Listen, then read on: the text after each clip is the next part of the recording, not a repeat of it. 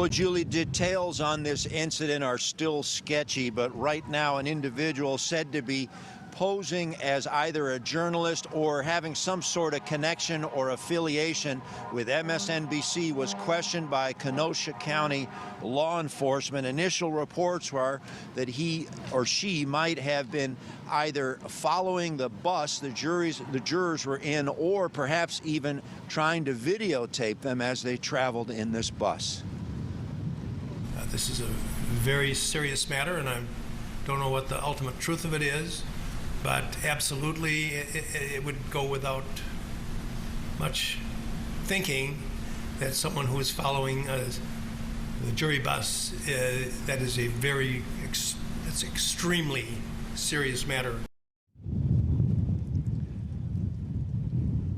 Judge Bruce Schroeder informing the court about the troubling incident. We know that NBC personnel were summoned to the judge's quarters in an effort to get to the bottom of the incident. Traffic citations reportedly issued to the individual, but the matter remains under investigation. This after yesterday's courtroom surprise. Kyle Rittenhouse's legal team seeking a mistrial again, this time over controversial drone footage that captured the encounter between Rittenhouse and Joseph Rosenbaum.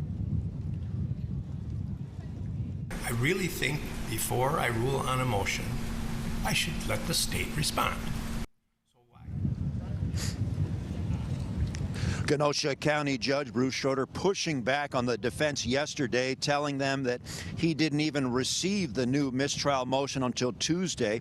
The dramatic bid by the defense focused on this high-resolution drone image entered into evidence at the objection of defense lawyer Mark Richards. Richards accusing prosecutors of deliberately providing a lower-resolution version of the video. Prosecutor James Krause vehemently denying the accusation, pointing to a Kenosha detective sharing the drone video via airdrop, inadvertently compressing the video and thereby reducing the quality.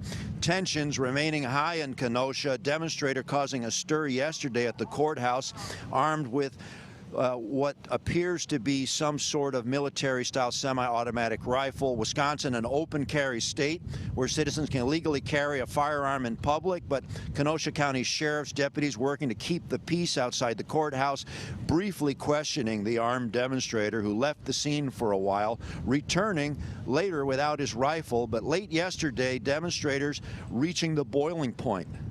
He's back. He just showed up.